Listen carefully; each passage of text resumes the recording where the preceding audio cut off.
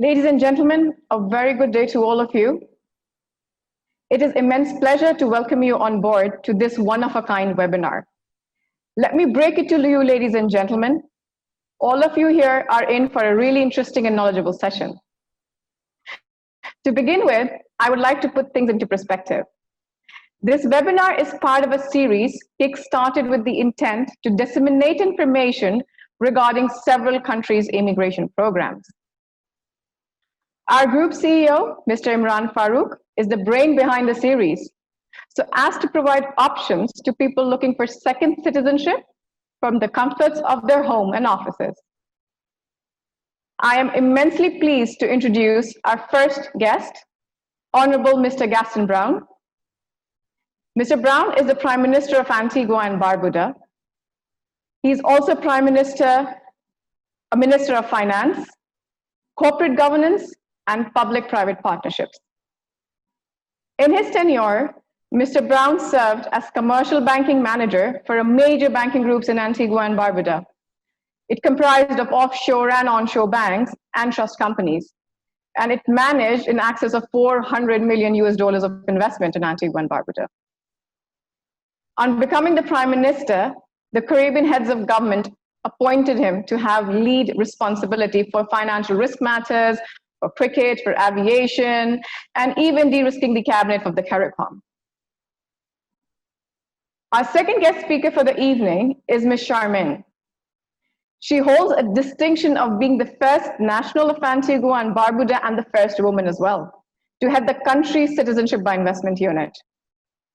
Her appointment as CEO took effect on the 27th of March 2017. Prior to her appointment, Mrs. Quinlan served in the CIU in 3 prominent capacities. She was the Chief Compliance Officer, she was the Chief Operating Officer, and Acting Chief Executive Officer. She's also a Chartered Director and a fully qualified anti-money laundering specialist. We have with us Mr. Imran Farooq. He is the CEO of AAA Associates and ARY AAA Associates that comes under the umbrella of Samana Group of Companies. Mr. Farooq is having more than 20 years of experience in business immigration. The group of companies renders not only business immigration, it does business management, it does real estate, and it all comes under one umbrella with a complete professional approach. I would like to call upon Mr. Gaston Browne to take the floor and address the audience. Mr. Browne, all over to you, please. Thank you very much, Rita. Distinguished ladies and gentlemen. My understanding is that I should be giving an overview of Antigua and Barbuda about the socio-economic infrastructure and to speak briefly about COVID. So Antigua and Barbuda has been the fastest growing economy within the OECD Caribbean and easily one of the fastest growing economies within the Western Hemisphere. In fact, in 2018, we posted a growth rate of 7.4%, which was the 10th fastest growth rate within the entire world. So we have a very vibrant economy, one that is pro-business, and we certainly have a very active multicultural society, a melting pot of a number of nationalities and cultures, to the extent that Antiguans and Barbudans are most welcoming to visitors and to new citizens. In fact, the majority of our country's population comprises immigrants, and that tells you how welcoming Antiguans and Barbudans have been to visitors and certainly to new citizens. Now, the country enjoys a superior socio-economic infrastructure compared to other OECD Caribbean countries, and those are the countries that provide CIP programs, Citizenship by Investment programs. So for example, we have easily the most modern airport within the OECD Caribbean, which provides a gateway to major cities in Europe, North America, include the United States, Canada, and several other gateways. In fact, Liat, the regional airline, even though it's in administration at this point, is domiciled here in Antigua and Barbuda, so that connectivity between Antigua and Barbuda and the rest of the Caribbean is extremely easy as a result of the fact that 𝐸𝐻 is based here. In fact, our government is now moving to take over the entire shareholding of 𝐸𝐻. So 𝐸𝐻 will be practically 100% owned by the government and people of Antigua and Barbuda. Now, we also enjoy a well-developed healthcare sector. We have facilities, several tertiary healthcare facilities, providing up to 3 beds per 1,000, which is easily one of the highest within the region. The average globally is about 2 beds per 1,000. And our healthcare facilities include a cancer center, a stem cell therapy hospital, an infectious disease center. In fact, the infectious disease center was developed specifically as part of our response to COVID. And that is a 17-bed hospital equipped with all of the modern ventilators and other equipment to treat infectious diseases. We also are presently building out a cardiac unit as well as a renal unit, which will give us a complete healthcare facility in which we can cater not only for the citizens and residents of Antigua and Barbuda, but others within the Caribbean region. So far as our educational infrastructure is concerned, we certainly enjoy the presence of 3 medical schools, and we're the only country within the OASIS Caribbean that has a university campus. Presently, we're hosting the Fort Landed campus at the University of the West Indies. And Charmaine will speak more about the investment in the university option, which in essence, is designed to improve the global competitiveness of Antigua and Barbuda and OASIS Caribbean as a whole, because research would have shown that the OASIS Caribbean, they have had the lowest percentage of enrollment in tertiary education within this hemisphere. So Antigua and Barbuda has actually stepped up to the plate to provide greater access for the citizens of Antigua and Barbuda and the wider OASIS Caribbean. So in order to ensure that that option is funded, we have made it extremely attractive so that the university can attract a significant amount of funds to ensure that it can deliver the best tertiary education within the region and beyond. We also have easily the best cruise and cargo port facilities. We just spent $200 million US to redevelop our cruise port facility and the cargo port facility. And again, we have a well-developed socio-economic infrastructure. Even our broadband services, we are presently spending $50 million US to make it easily the best broadband and the most affordable within the entire Caribbean region. So citizens of this country should feel comfortable that they will be living in a country or have the opportunity to live in a country that has a well-developed socioeconomic infrastructure and one that could provide a significant amount of economic opportunities for them. We also recently introduced a Nomad residency visa program in which we're targeting wealthy individuals and knowledge workers to reside here and to enjoy up to 2 to 3 years residency for a small nominal fee. A family, for example, of 4 would pay a maximum of about $600 US. So it's relatively inexpensive, and we are seeking the opportunity to attract very wealthy people and knowledge workers to work remotely from Antigua and Barbuda in a very safe environment.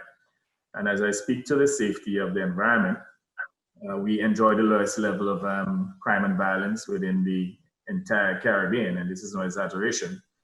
Typically, we have had no more than maybe a handful of homicides. And insofar as COVID is concerned, Antigua and Barbuda today is one of the safest countries within the entire Caribbean. So, for example, we reopened our country's borders on June 1st after a brief temporary lockdown of a couple of weeks. And since then, we have imported approximately 70 new COVID cases, but all of the individuals have recovered to the extent that as of today, we have 0 active COVID case on the island. So in essence, we're COVID free, even though our borders remain, totally open.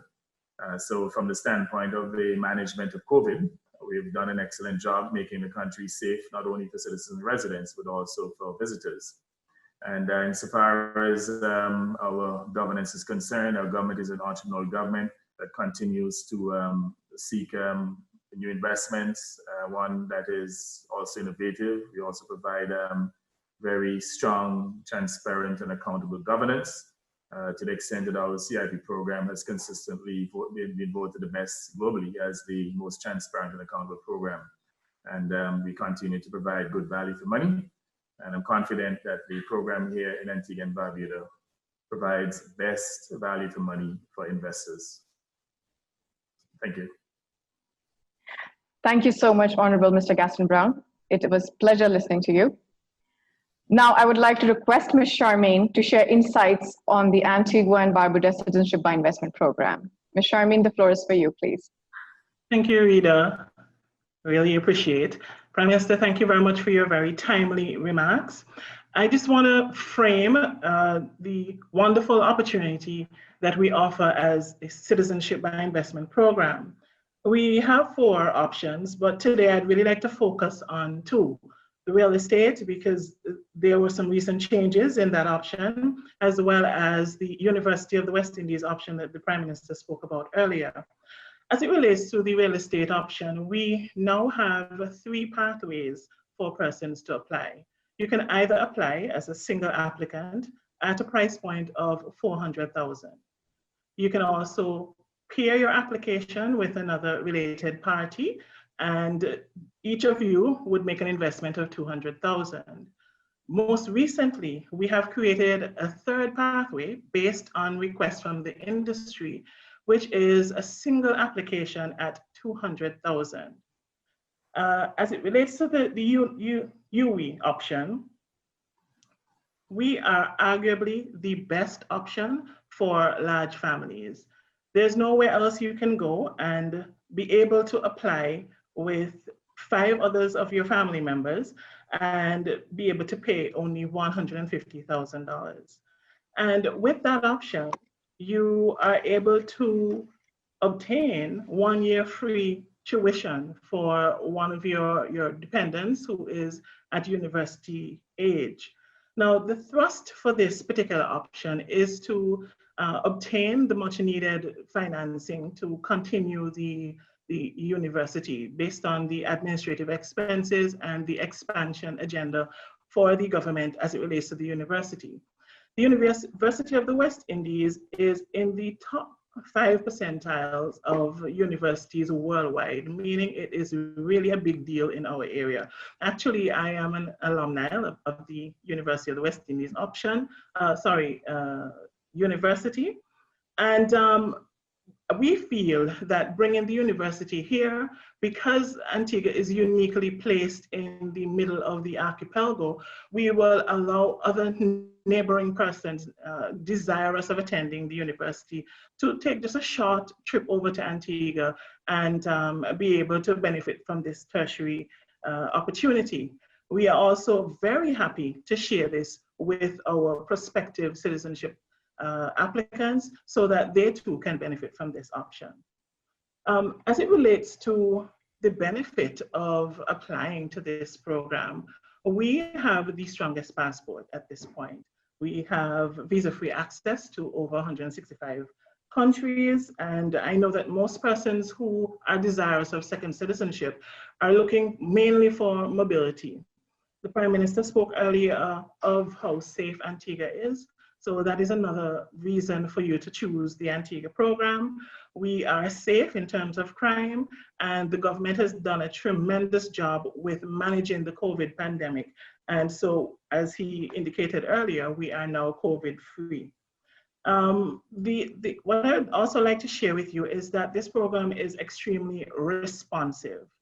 As soon as we heard about the COVID-19 pandemic, the management team came together to look at how we'd still be able to provide this valuable service to persons who are desirous of applying to the program.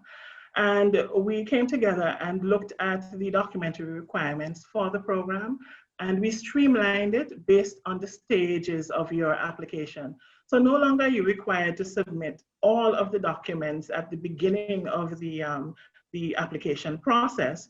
We have communicated to the agents and stakeholders which are the primary documents that are required to be submitted to commence the due diligence exercise.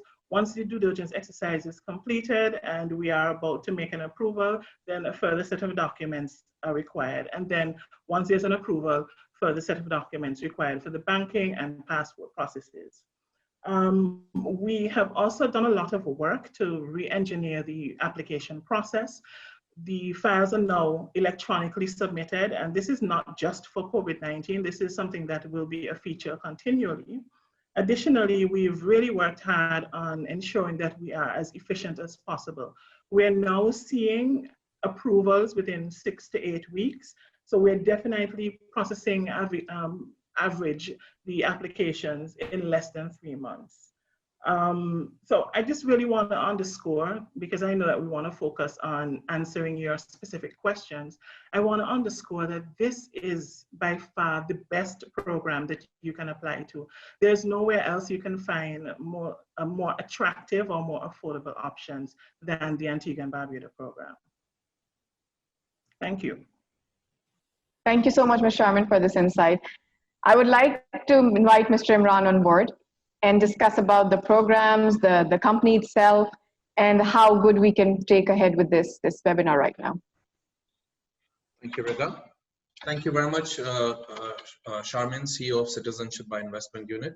Thank you very much, Honorable Prime Minister, Mr. Gaston Browne, on enlightening us on our viewers on Antigua and Barbuda Citizenship Program. Also explaining us that how the applications are dealt in post-pandemic, because it's a great move that the government has recognized that it's very difficult for a lot of people to collect those documentation, go through the verification process, and it's a great idea and initiative to take applications online and speed up the process. And in the due course, the application will follow. So by this statement, I'm not creating an impression that the requirements have gone down. It just has become a smoother. And that's the reason we have witnessed a great volume. I would like to admit that my personal favorite is the university option. So, which is a great initiative. And so my compliment on Antigua and Barbuda Citizenship by Investment Unit and government for coming up with this innovative option.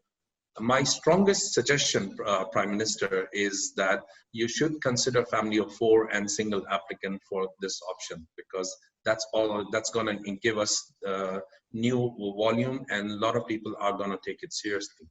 You know, you would be surprised that there are a lot of single applicant out there who want the passport and the university option. So that is something which I'm going to send you a detailed email to look into it, and look forward. Market is receptive about that. Very good. Thank you. Before we go to the Q&A session, I know all of you know AAA Group very well. We have a strong footprint in the market, but those of you who don't know about AAA, I'll run through AAA very briefly. We're the largest immigration company in the Middle East, AAA Group. And we have dealt with 10,000 plus applications. So this is what I keep telling, that every application is quite unique, but we have dealt with so many applications.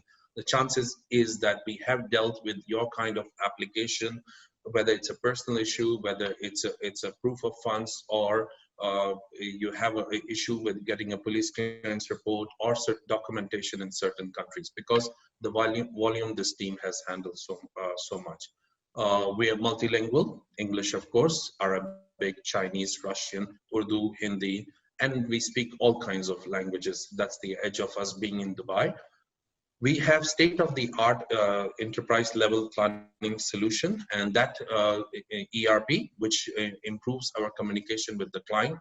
And because we are dealing with different time zone, the ERP implementation makes sure that the Caribbean office puts the update in the system, and in the morning in Dubai or rest of the part of the world, wherever your officers are, they can check the update and notify you immediately.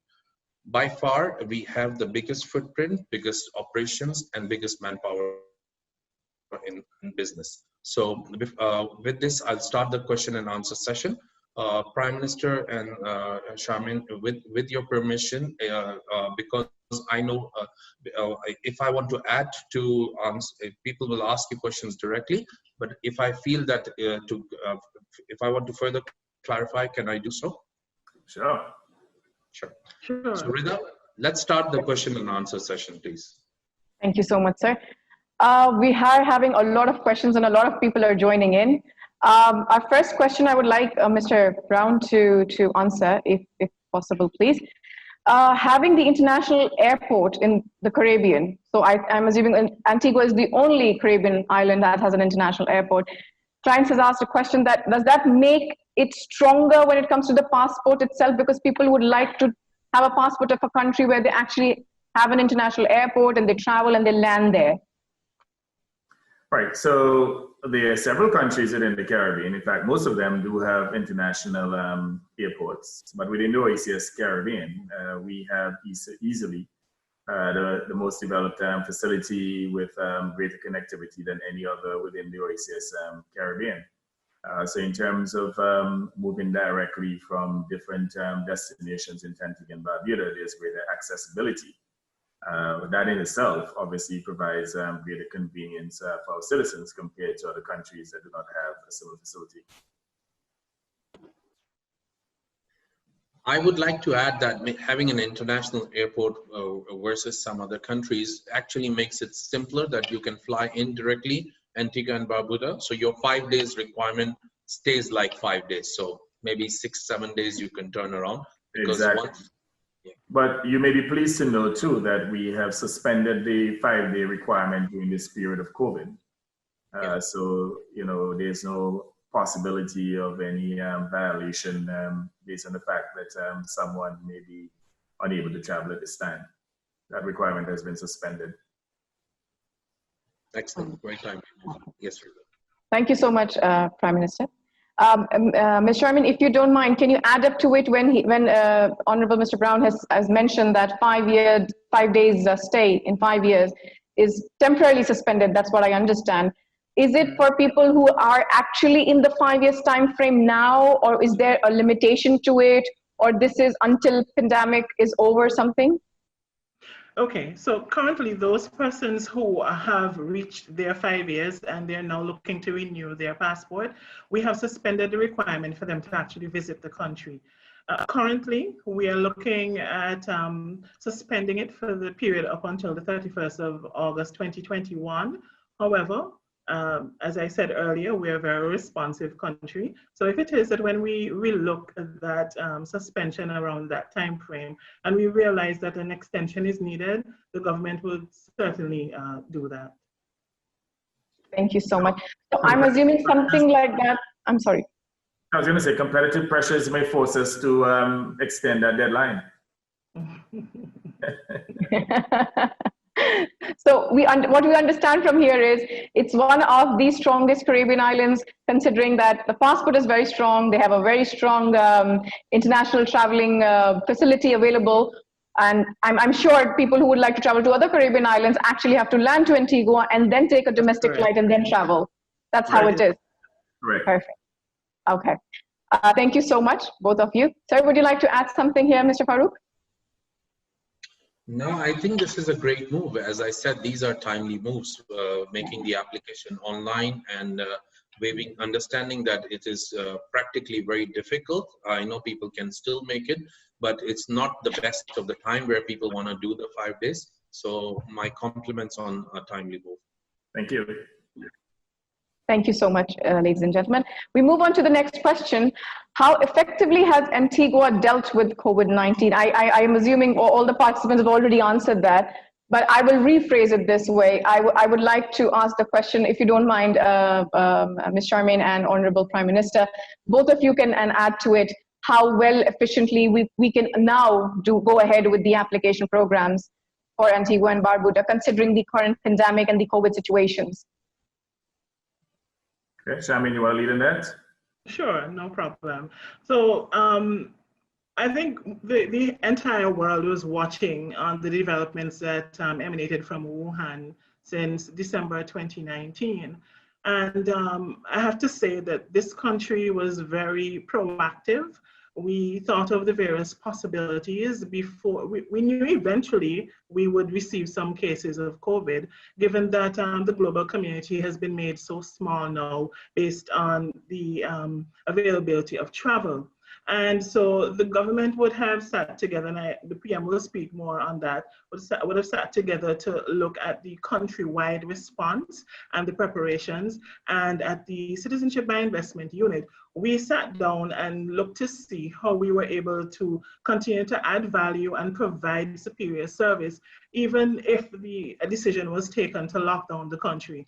So we were already pilot testing our electronic file submission application, and we had persons testing it for us to give us feedback. The intention was always to allow an electronic platform, but COVID kind of caused us to speed up the rollout. And I'm really happy to say that the response has been just really awesome in terms of how quickly now persons are able to submit their files. They're able to monitor the progress of their files through the online system. And we have been getting really good feedback about how we've streamlined the application submission process, made it so much easier for persons who wish to apply. So if I may add here that the CRU unit in Antigua was never closed. There has been continuous service, so there's reliability of service. In the case of Antigua and Barbuda, we took the decision that we had to keep the country's borders open, and that we had to balance lives and livelihoods, and that what was important was for us to manage risk. Now, there are some countries in the OASIS Caribbean, and even the wider Caribbean, have had a low amount of COVID cases. But in terms of the management of COVID, there is no other country within the Caribbean that would have managed COVID the way in which we have. So for example, our borders, as I said earlier, were fully reopened to international flights, and we have been importing new COVID cases, but have managed them so effectively that there has been little or no domestic transmission, to the extent that today we are COVID-free. So we've been able to isolate those individuals who are positive for COVID and to prevent any domestic transmission. So we continue to receive tourists from the United States, from Florida, which is a hotbed, from Canada, the United Kingdom. But at the same time, we have been managing the risk and ensuring that there's no transfer or transmission of COVID to the domestic population. So our healthcare facility has been fully tested. There are others that have remained closed, and they have low levels of COVID importation because they have not taken on the risk. We have taken on the risk and have managed the risk effectively. And again, to repeat, at this point, we are COVID-free. Thank you so much. So healthcare is at its best, considering that you guys have actually changed the policies or halted the policies for a certain time frame, considering that people are not allowed to fly in, or they would not like you would not like people to fly in, and the renewal process will not be hampered based on that. No, I mean, initially we were taking passengers without a COVID test, and they test when they get here. In fact, on one occasion during that period, we had 39 cases from one batch of tests. But we were able to manage those cases to the effect that there was little or no domestic transmission. We changed the policy to ensure that there's testing before arrival.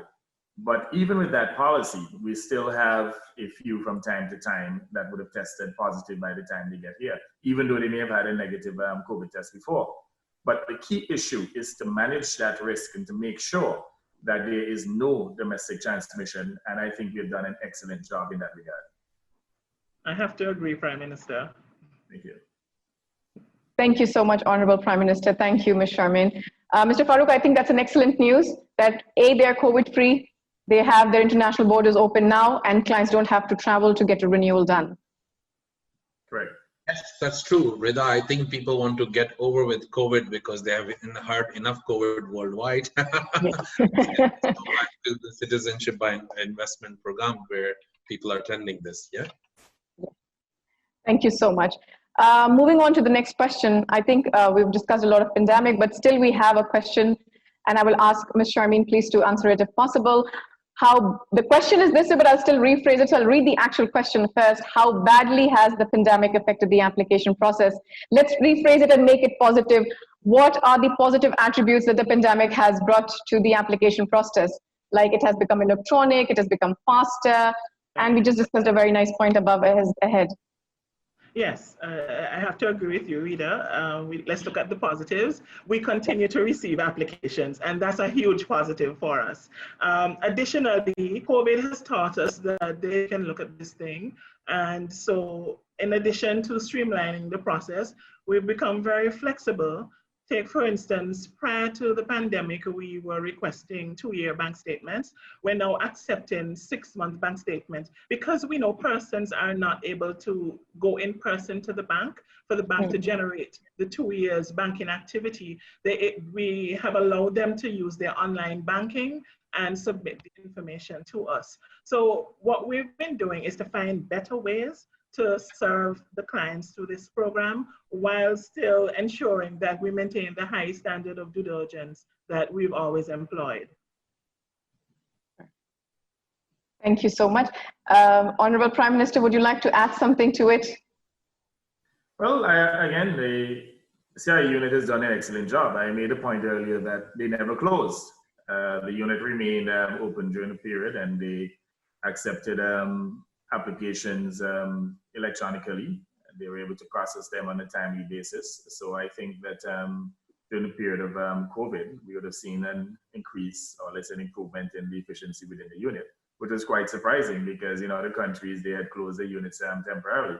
So COVID in itself was a blessing in disguise in terms of the improvement to our program. I would like to thank Ms. Sharman for that. So to keeping the work active and people active and the application processing. Thank you, no problem. We know how important this program is to our country, and so we wanted to ensure that we were still able to perform even as the country was on a lockdown. Thank you so much. Mr. Farooq, isn't that an excellent news that they were still operational even despite the fact everything was closed around the world?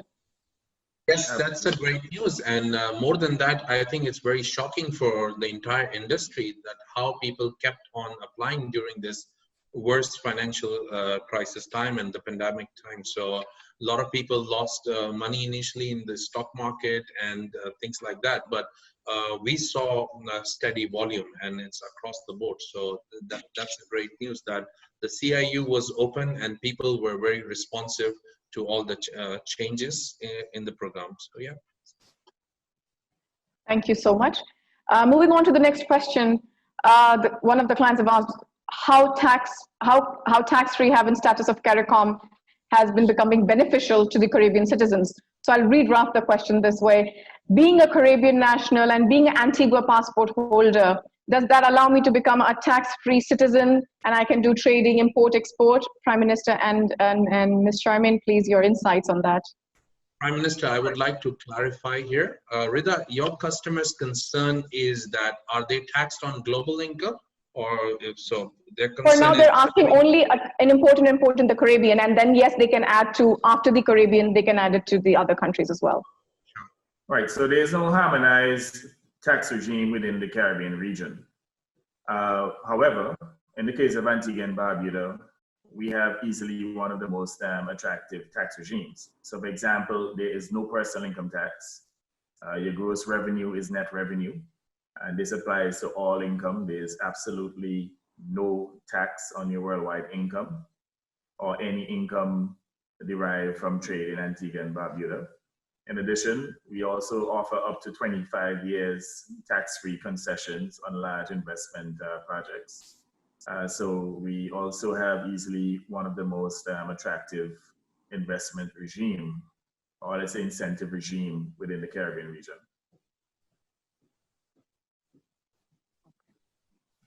Ms. Sharman, your insights on the same, please, if you don't mind. Well, I think this is one of the the attractive features of the program, that you're not taxed on worldwide income. And as the Prime Minister said, we have the best tax regime here. So once you are a citizen here, there's no personal income tax, and you're not taxed on income that is not generated in the country if you have a business, and you're not taxed on, there's no inheritance tax, and so on. So in terms of the program being attractive as it relates to tax, I would say that yes, choose Antigua for tax purposes.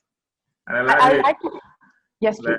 There's no capital gains tax, and invariably we allow for the repatriation of profits. So if someone were to domicile a business here and the individual enjoys tax-free concessions, even though the income is personal income and the income is earned here, so assume it's a sole trader or joint trader, that income becomes net income. Gross income is net income. There's absolutely no tax applicable. However, we do have corporation taxes, but for certain investments, we do offer concessions up to 25 years, depending on the size of the investment. And they can be repatriated profits.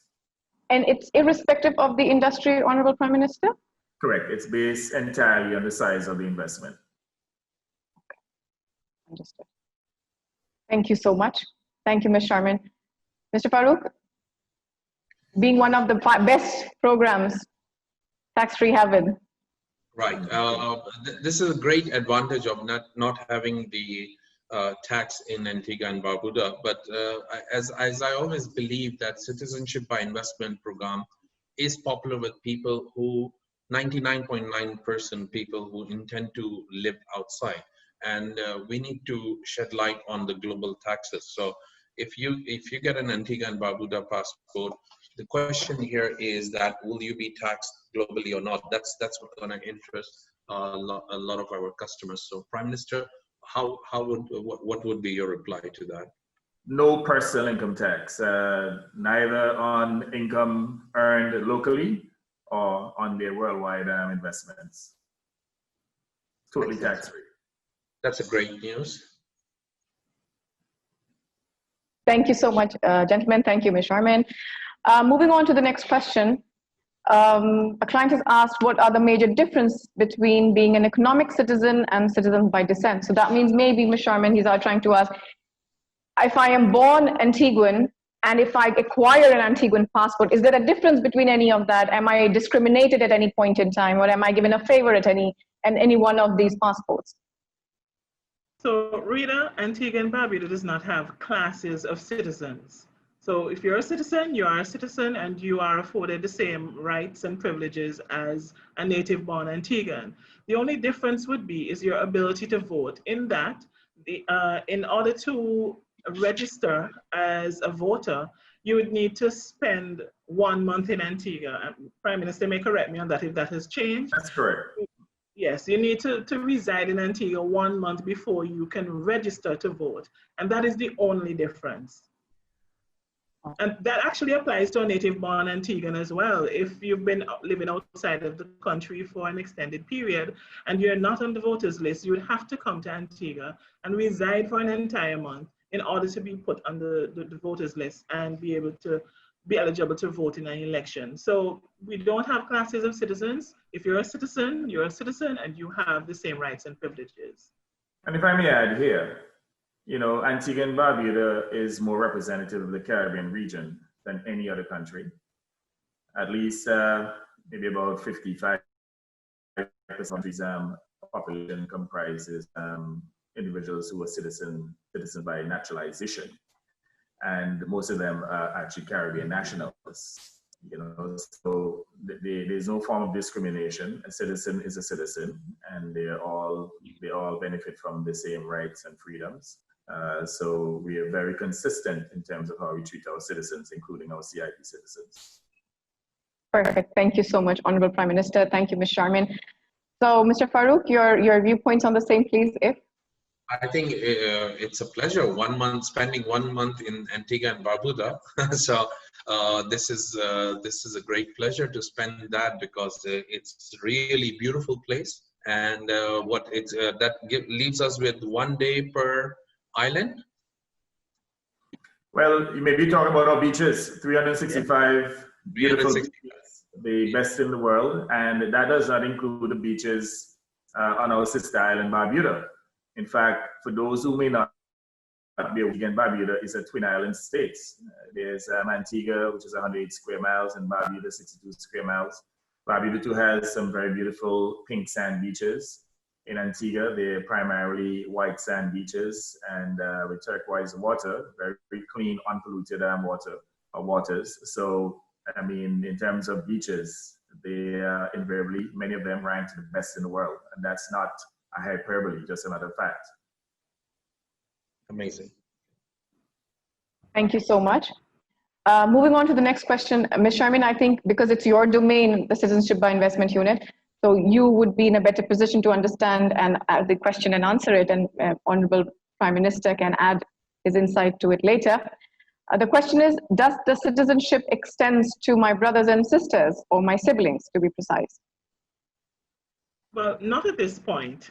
The citizenship is for the eligible persons, the eligible dependents on your application, and currently the dependents are your spouse, your children, whether adoptive or biological, your parents, in-laws, and grandparents. We are currently looking at the definition of the dependents. It's actively being assessed right now, and perhaps in the very near future, we may be able to make some pronouncements as to changes in the definition. But currently, not siblings. Let's say we're in for good news. I'm sorry. Separately. The siblings can apply separately and obtain citizenship. Correct, yes. Correct, but they're not eligible to be included as dependents on an application. So that means if I have a passport, let's say, and I want to add my brother, I cannot add my brother, but I can sponsor my brother later. Correct. So that's a good news, right? That's correct, that's correct. Thank you so much. Honorable Prime Minister, thank you, Ms. Sharman. Mr. Farouk, so we cannot add, but I can sponsor my siblings in the application, other than my application later. Correct. So you would like to add something to it? Yes, as the Prime Minister said, that the best way is put up a separate application, and you can add your siblings, your sibling to a separate application. But I must remind people that in the same application, it's you, your wife, your spouse, your children, your parents, and your spouse's parents. So it's the definition is. And even grandparents. Yes, grandparents also. Thank you, Rida. Thank you so much. Moving on to the next question, Ms. Sharmin, it would be with you, and then of course eventually Honorable Prime Minister can add up to it. Client has asked, are there any new countries added in the list of visa-free travel? Or I would explain the question better if I can. Will there be any other countries added in the visa-free list, or is the cabinet in talking terms with any other potential? So Rita, I think the Prime Minister may be best placed to answer this question. Perfect. Yes, the answer is yes. There are a few countries in which we are having negotiations. In fact, Ghana, as an example, we thought that we had visa-free access with Ghana, only to be told that that is not the case. And they have just recently advised that they put in the necessary systems in place to facilitate visa-free access. So we are actively expanding our list. Presently at 165, and the whole idea is to ensure that we achieve an unassailable lead and to demonstrate to the entire world that we have easily one of the strongest passports in the world. It is always a good news at the end of the day. Sure, pleasure. Ms. Sharmin, you would like to add something? Your passport becoming stronger doesn't really mean that it will become more expensive. There are already so many programs and options for the clients under this CBIU Antigua. So I'm assuming the more the passport becomes stronger, the more people apply, and the flexibility is there as well. Correct, and let's not forget the native-born Antiguans as well. We benefit from our passport being stronger. And I just really want to underscore that this government is extremely responsive. We know that we operate in a dynamic industry, and so we are constantly looking at ways to improve our offering on this program. So you can always expect good news to come out from this program. I'll add here too that the strength of our passport is not seen exclusively from the standpoint of the amount of visa-free countries that our citizens could access, but perhaps most importantly, the integrity of our program. So we pride ourselves as operating easily the most transparent and accountable CIP program in the world. And again, no exaggeration. I mean, we publish routinely information on the citizenship program. We, however, keep the names of the beneficiaries confidential for security reasons. But outside of that, every cent collected and even how the funds are applied, how they are spent, we give an account half yearly to the Parliament of Antigua and Barbuda, and we even publish the information within the local media. So the integrity of the program is very important for us. And also the safeguards. Now, our passport, citizenship for that matter, is protected by the Constitution. So unless the individual obtains citizenship by fraudulent means, the citizenship is protected by the Constitution and cannot be frivolously revoked. Thanks for clarification, Prime Minister, because a lot of people are concerned that will this citizenship, can it be revoked? And I think this is very important. And even if someone would have obtained the passport through frivolous means, it cannot be automatically revoked. There is a process. It has to go to a tribunal, and the matter has to be litigated via the court. Very lengthy process, which in many instances would have taken years. So again, to revoke a citizenship is extremely difficult. Yeah, because the general perception, what people in the Middle East always have, and which Charmaine clarified very successfully, is there's no different categories of citizenship. It's the same category, and it's Correct. the only right. And this is very important. You clarified that the citizenship cannot be revoked unless they had misrepresented their own application, which was the very basis of granting them citizenship. And even there, where there's mischief, it has to go through a process. There's no automatic revocation. And again, you have to understand the population of Antigua and Barbuda, the population mix. It's a multicultural society. Let's say, citizens by birth, I mean, they're in the minority. Most of our citizens are actually naturalized citizens.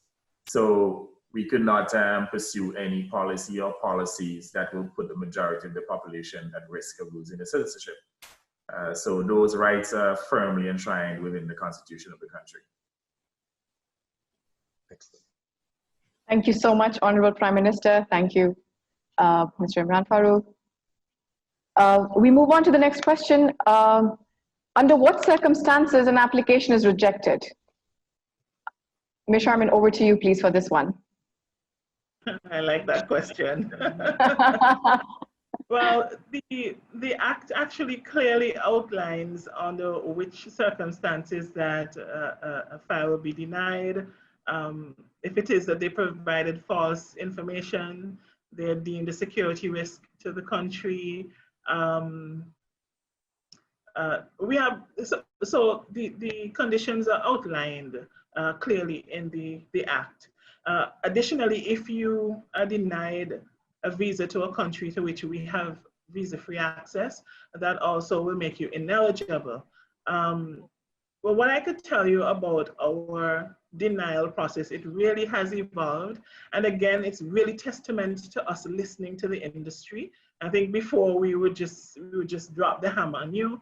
Now we are seeking additional information. If something comes up during the due diligence assessment, we will seek to get more clarity from the applicant before a decision is taken. So what you will get is a really transparent and objective process. We're not just, we wouldn't just deny an application willy-nilly. It has to be that it falls under the criteria that's outlined in the legislation. Prime Minister, I don't know if you want to add anything. Yes, please. For instance, the denial of a visa. Now, someone, at a particular stage in life who may not have had sufficient resources could be denied a visa, and then that person could have grown and become a multi-millionaire and will be eligible for a visa. Now, such a denial, I mean, someone would have made an application and would have had such a denial. I mean, that cannot be cause to deny them the citizenship. Now, if on the other hand, the denial would have been recent and because of some security concerns that, you know, one of our partner countries would have denied the application, then clearly we cannot provide the opportunity for them to circumvent the process. So what Charmaine says, you know, there has to be some level of risk analysis to determine whether or not that person will be eligible. Just one concern, Charmaine. When I know the most of the applicants get through, but in the event when somebody have a bad history and they get rejected, they do not get clear denial reasons. Now, nothing can be done there because you're bound with an agreement of the due diligence company.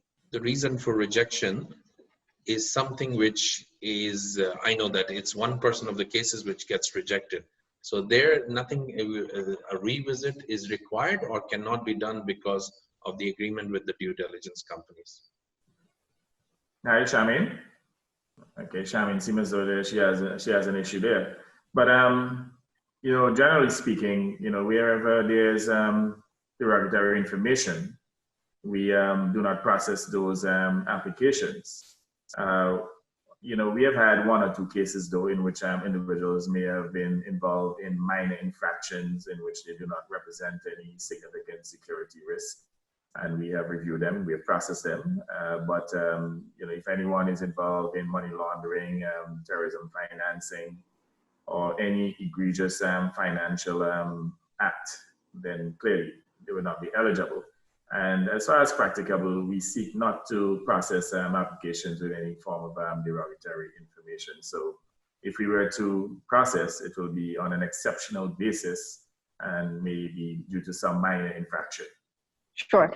If I would like to add something, and you would like to correct me, Honorable Prime Minister, what I understand is, for example, if I've got a UK visa rejection, which I understand correctly, and I'm applying for an Antigua passport, I would have to reapply for a visit visa into the country. I'm not sure if you're able to hear me now. Yes. We can hear you, Ms. Charmaine. I am back. Are you able to hear me? Yes, we can. Yes, Rida, carry on. Thank you, sir. Honorable Prime Minister, my question is, if I have got a rejection from the UK and I would like to apply for Antigua and Barbuda, so the process would be that I get a visa, I apply for a visa, I get a visa, I go to the UK, and then I come back and then I apply? Or is there like...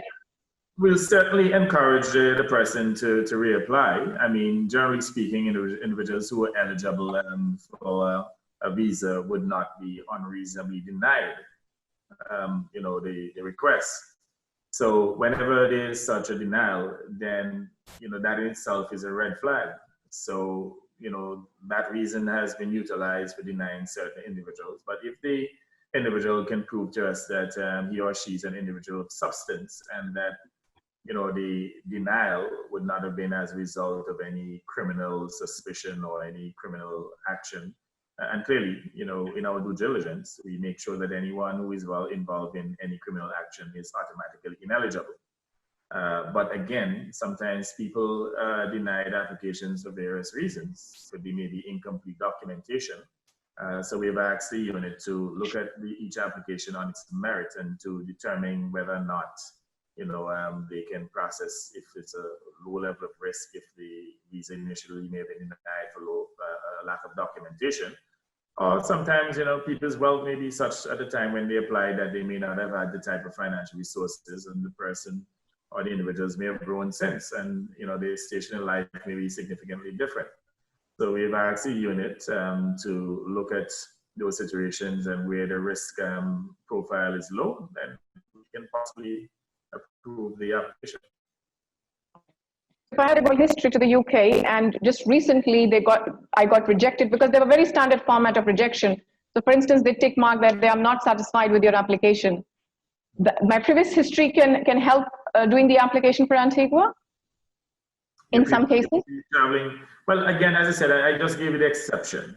I mean, generally speaking, we do not want to be accused of circumventing the visa process for those countries that give us access. And in as much as I'm saying that they could be the exception, almost invariably, where there are those rejections, we try not to process because it may be construed as a loophole, that if you can't get a visa to going into the United Kingdom, or let's say some other country that we have visa-free access, that you can get citizenship to facilitate it. You don't want to be an accessory to, entrance into the country which otherwise will deny the person entry. Thank you. So what I understand, Mr. Farouk, is it's better to have a visit visa of the country and then apply for the Antigua passport to make your case more clear, right, sir? You don't have to have a visa to the country unless you are using, like the UK, for example, as a gateway to come into Antigua to catch a flight. What we're saying, though, if you applied and you were rejected, that in itself is a red flag. And generally speaking, your application will be denied because we do not wish to be utilized as an accessory, or let's say as a country that will provide you access into a country that would have otherwise denied you entry. Perfect. Thank you so much. We have certain obligations to withhold or to uphold insofar as our international partners are concerned. And whenever visa-free access is actually granted to a country, I mean, a specific level of conduct is expected that you will do nothing to compromise the integrity of that country. I mean, for example, the United Kingdom would have denied an application and we decided to issue citizenship and the person turns out to be a terrorist, then, we become vicariously liable for facilitating access of that person in the United Kingdom. So the risk is such that, generally speaking, the application will be denied. I mean, what I said earlier was more like an exception that could be proven whereby the person may have applied sometime before, may not. But then again, what that individual could do, out of an abundance of caution, is to reapply now that his position in life would have, his station in life would have changed, and get that access so that we are not accused of circumventing the visa process of any country. Thank you so much, Honorable Prime Minister, for this insight. Mr. Imran, please, if you can put your valuable insights on the same question. I think Prime Minister has clarified completely that about the visa-free policy. I'm getting a lot of questions about newborn applicants. So if a family has got the citizenship, what happens if they have a newborn baby, if they have a new entry? So, right. So that child will also get citizenship. My understanding is that there's a small fee to be paid. I'm not sure of the amount. At one point it was 25,000, but it was reduced significantly. Maybe, again, I don't want to quote the amount. When Charmaine gets back on, she'll give you the precise amount. Yes, but we told at the time that the $25,000 that we're charging, that it was not competitive, and we have since reduced it significantly. If I'm not mistaken, it's probably about $5,000 or $7,000, somewhere in that region, but a significantly low amount. Right. So a newborn baby can be added for a very, very reasonable amount. Correct. Correct. Which makes the program by descent. So, for example, I have a passport, we get married, we have a child. That's how my child will automatically be added in the application. Correct. Perfect. What happens, Prime Minister, if I was added in the part of my application with the father, and then eventually I got married, I have a passport now? How can I add my spouse in the application then?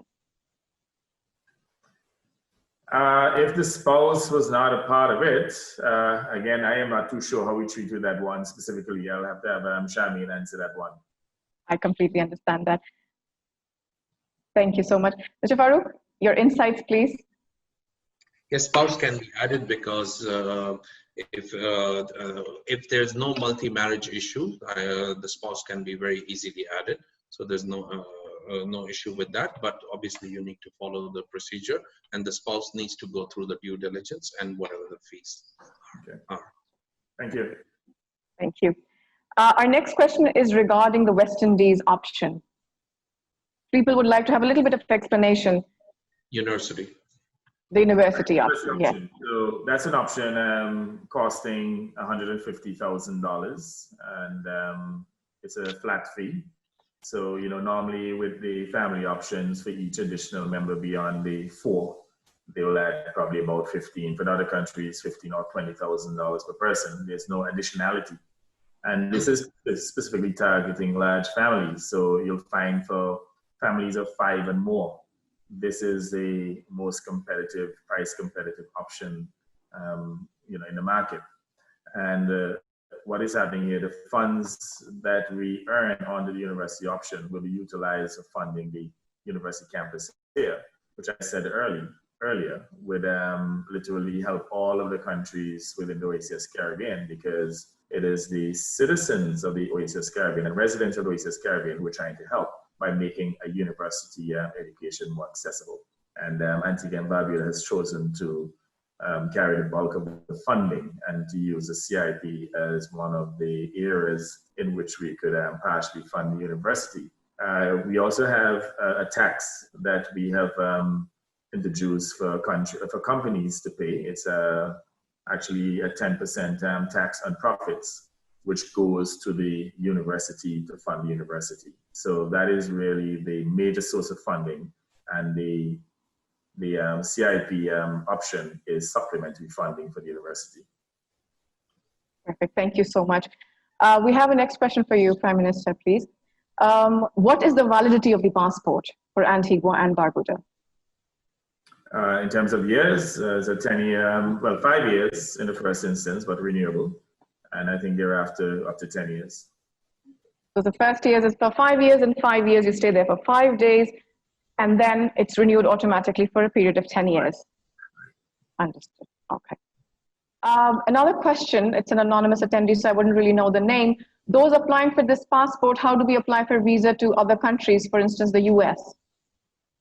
So what is expected is that you make the application within your country of citizenship, original citizenship, or let's say birth, or where you're domiciled. Because the problem is, if you, for example, make an application in Barbados, where you have the US Embassy that services the Caribbean, Eastern Caribbean and Barbados, they will ask you to, they will refer you back to the embassy in your home country or your resident country. Yeah, I wanted to answer that, Rida, also, because I think as Prime Minister said, it is you apply to the country of your residence, and first of all, you've got about 130 odd countries where you got a visa-free access, so you don't need your visa for anywhere in Europe, most of the places in Far East, and so on and so forth. Canada or US, these are two popular destinations where our client needs to apply for a visa, and because they got such a strong passport, most of the clients get a 10 years visa in UAE or anywhere else. So correct. Thank you so much, Prime Minister. Thank you, Mr. Imran. Prime Minister, I think in the beginning you mentioned that you suggested development of alternate payments systems there in Antigua and Barbuda. So do you recommend any other Caribbean, there's a Caribbean currency, then there is a US dollar currency. Do you recommend any other digital means of currencies as well, or it's just these are the two mediums of currencies? Absolutely. In fact, we have amended our law to provide for settlements in various currencies in US, Canadian, euros, RMBs, and even cryptocurrencies. So we can accept payments or CIP program in a number of currencies to include cryptocurrency payments. Perfect, thank you so much. Sir, Mr. Imran, next question is for you. Is there any renewal fee for the passport granted, or Honorable Prime Minister, if you can answer that as well? Renewal fee will be $1,200 for 10 years passport, and generally it takes about 2 weeks to 4 weeks time. There's an urgent fee, you can get sooner, but in a regular way you get in 2 to 4 weeks time. Thank you. Honorable Prime Minister, is there any way to expedite the application? Ms. Sharmin was discussing earlier, in 6 to 8 weeks we can get an approval, but is there any way to expedite the process, if any? Right, so we're about to introduce that option in which you could pay a premium and to have the documentation expedited sooner, or the citizenship expedited sooner, provided the documentation is complete. So on the basis that the prospective citizen is able to supply all the documentation on a timely basis, then we can certainly introduce that fast track method so that we can provide this as sooner. And these are obviously for non-complicated, straightforward applications. Thank you so much. Mr. Imran, there's a client asking a question, when do we have to make the payments? So I think it'll be better that you explain the pre-owned approval. Basically, the beauty about the program is that you don't pay your donation or invest into real estate unless and until you get in principle approval. So that's a fantastic option. And so you pay your due diligence fee and application fee of $1,000, and the government is going to vet you, check everything, and then issue you in principle approval. And you will make your major investment only after in principle approval. Understood. Thank you. Thank you so much. Prime Minister, we call it the pay on approval program. That's how we explain it to the clients as well. You pay your due diligence, you pay everything. Once you get an approval, then you pay the bigger chunk. That's what Mr. Imran has explained as well. Moving on, till the time we add her in this webinar, moving on, I'll ask you a question, Honorable Prime Minister. You were discussing about the business establishments, and there's a tax-free requirement there where somebody is joining up a business in the Antigua and Barbuda. We can establish any business. There was a client in my last webinar who asked a question, if I want to open up a franchise for an eatery or a McDonald's franchise or any other, to be precise. The government helps the passport holder to do that as well?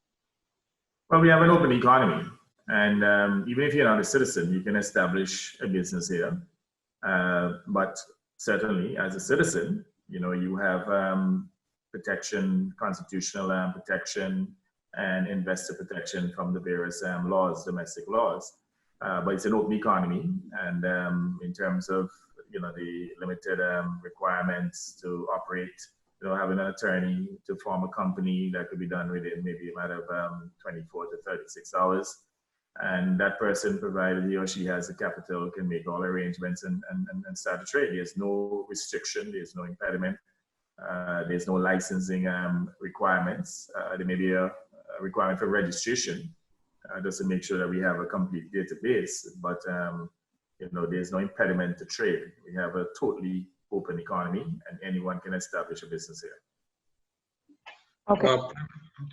Prime Minister, for somebody to get extra benefits like tax breaks and things like that, what kind of investment you generally entertain to give them those special privileges? Right. So anything over 100 million EC dollars, an investment in excess of 100 million EC dollars, which is about 40 million US dollars, 37 million to be precise, will get tax-free concessions up to 25 years. It's about 10 million. We may reduce the amount of corporate tax-free years down to probably about between 10 and 15. But then again, it's contingent on how many jobs will be created. So in as much as it is the size of the investment that will determine the number of years, we also pay attention to the amount of employment opportunities that are created by the entity. And even the sector as well. So you'll find, for example, that the tourism sector is an area that we're seeking to grow rapidly. And tourism sector enjoys perhaps the best concessions of all projects, or all sectors. And even agriculture and manufacturing, they too also enjoy very generous concessions. One of the areas that we recently agreed to incentivize is the area of high-end luxury villas, recognizing that there's an increased demand as a consequence of COVID for those type of villas. People are trying to avoid the clustered hotels with all those touch points with hundreds of people, in a given day. So we're also providing, concessions for those constructions, people who want to build high-end villa that they can eventually rent through Airbnb whenever they're not resident on the island. And the property itself could be like a vacation home, vacation retreat, for wealthy individuals. And when they're not here, they're property managers who can manage the property on their behalf. How receptive you are for crypto industry, or somebody wants to apply for a banking license? Well, with the crypto industry, we have the regulatory regime in place, and we have recently attracted two of the largest players globally We have, for example, Ambassador Calvin here, who has been resident here for probably about 10 years. He is, he's investing heavily in that space. We just attracted as well Mr. Roger Ver. And between them, they have been tasked with the responsibility of assisting us in literally establish Antigua and Barbuda as the cryptocurrency, let's say, hub of the Caribbean to ensure that we grow this sector rapidly. As you know, it's a disruptive sector in terms of financial transactions, but we believe that the blockchain-based technology is here to stay because of the immutability and certainly traceability of the technology. And the key thing is to make sure that we have reputable investors who are well vested with assets here, and to make sure that investors are protected, and at the same time that the operators are not involved in any form of terrorism financing or money laundering. So far, as I said, we have two major players, and we expect to see a very rapid increase in the sector in terms of the amount of investments. In fact, very shortly, I'm told that there will be a cryptocurrency exchange that will be established here. And they also have an arrangement with the European Bank that will help them to assist with the movement of money in terms of the convertibility of cryptos to fiat currency and fiat currency to cryptos.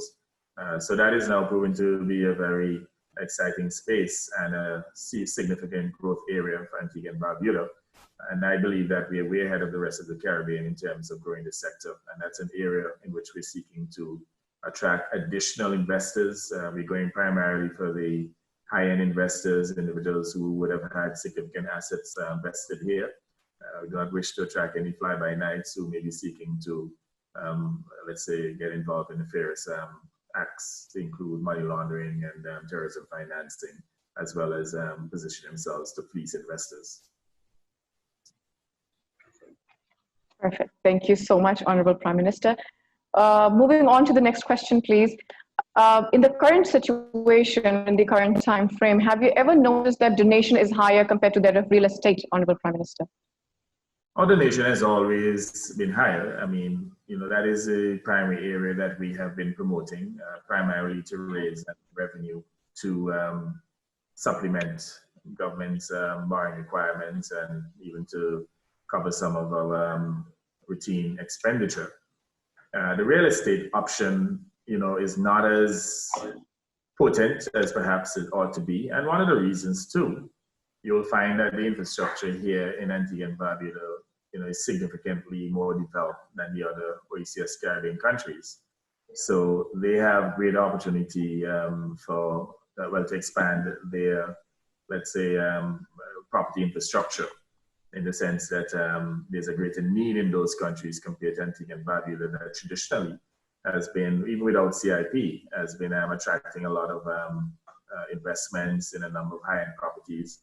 In fact, we have the largest amount of high-end properties per capita within the Caribbean. We have a number of developments even dating back to the 1950s and 60s. So, for example, you have Mill Reef Club, which is a club that is owned by wealthy Americans going back to the times of the Mellon family. In fact, the Mellon family, they're one of the notable families that own properties there. You also have Jumbi Bay, that's a small offshore island. Typical property values there range between 15 million US and 50 million US. And there's several others, private resorts, high-end resorts. In fact, the most recent one that we attracted is on our sister island, Barbuda. And that is known as the Discovery Bay project. Discovery Bay is a US franchise, high-end franchise, and they have properties in Nevada, Wyoming, in Bahamas, Baker's Bay, Bahamas, and they have the El Dorado property in Cabo, Mexico. So we are now transitioning Antigua and Barbuda as a high-end destination to attract wealthy individuals and to reduce our dependence on, the large volumes of low-end tourists. And COVID itself would have justified that transition that we're making. Even Ambassador Calvin here, he's about to spend about $500 million US to do another high-end property at the former Jolly Beach Resort, which is a 500-room resort. So we're now going to literally break that down and transform it into a 100-room resort, but high-end resort that will be catering for extremely wealthy people. Thank you so much, Honorable Prime Minister. Mr. Farooq, thank you so much for all the valuable insight both of the gentlemen have shared. I would like to thank Charmaine as well. We could not add her because there's a technical glitch. But gentlemen, it was immense pleasure hearing you out. We have a lot of questions that are coming in, so I am hoping that these questions will be answered later. For all those who are participating from Dubai, from the GCC itself, from Pakistan, from other countries, I would really like to thank all of you for joining here and making the event successful. Prime Minister, it was an honor to hear from you, and I hope to see you soon in our office when the situation ends and we can meet it in person and again. Absolutely, certainly a pleasure. And just to remind all of our participants that Antigua and Barbuda represents the best value for money. And we invite all individuals to become a citizen or potentially to become a resident of Antigua and Barbuda through our Nomad digital visa program. Thank you very much, Honorable Prime Minister. Thank you, Rida. Thank you.